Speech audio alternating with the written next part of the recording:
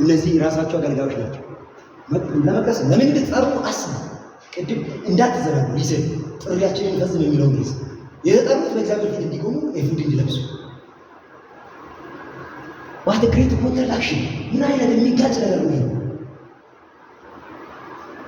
ኤፉድ ለመቅደስ ተጠርተው በዚህ ሪካሽ ስራ ላይ መጠመድ፣ ለዛው ቤተ መቅደስ ደጅ። ዋት ግሬት ካስ! ምን አይነት እርግማን ነው! በዚህ ልክ ንፍስፍስ መሆን።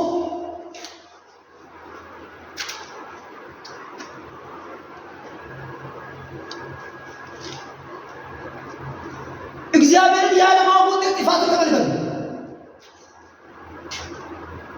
ደጅ ከሚያገለግሉ ሰዎች ጋር፣ ሴቶች ጋር ሰምቻለሁ አለ ኤሊ ነው የሚያወራው። ሰምቻለሁ ይሄ ነገር ጉዳችሁ አደባባይ ላይ ወጥቷል። ስለዚህ ይሄን አታድርጉ አለ ኤሊ ሰምቶ። እኔ የሚገርመኝ ነገር የእነዚህ ልጆች በእነዚህ አይነት ኢሪካሽ ተግባር መጠመዳቸው ሳይሆን አባታቸው ኤሊ ሰምተው አለመቆጣታቸው፣ አለመናደድ፣ ፔን አለመሰማት። ሀው ማች መንፈሳዊ ክራይስት በዛ ዘመን እንዳለ ያስቡ።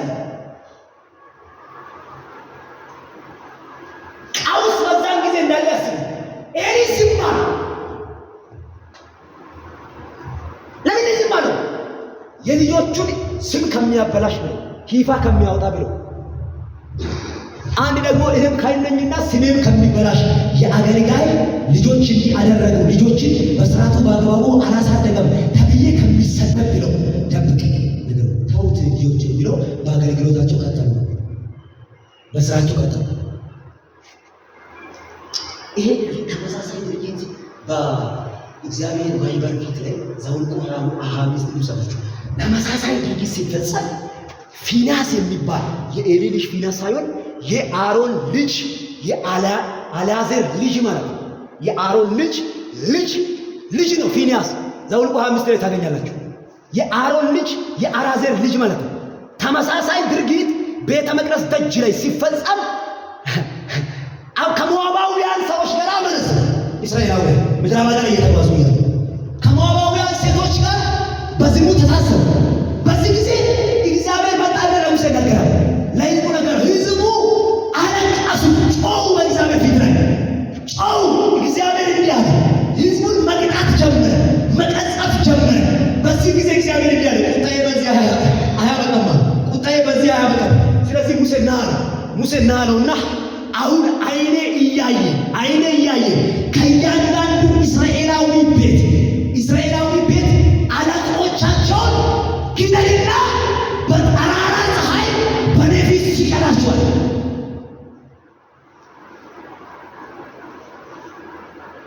ትልቅ ኮንሽስ ናችሁ። ሲሉ ተመሳሳይ ድርጊቶች ይፈጸማሉ።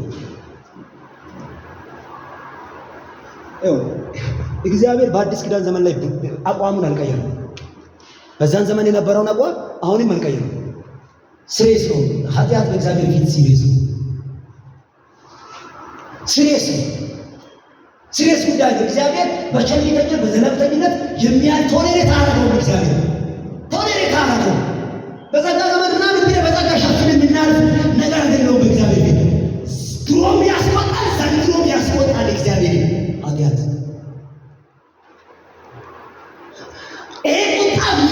ይመለሰው አለ እግዚአብሔር ለሙሴ መጣና ከእያንዳንዱ እስራኤል ቤት አለቆቻቸው ግደል በእኔ ፊት። በመግደል ብቻ አያበቃም፣ በጠራራ ፀሐይ በፊት ሲቀጣቸው በዛ ሊስ ነው። ከዛ ሙሴ መጣና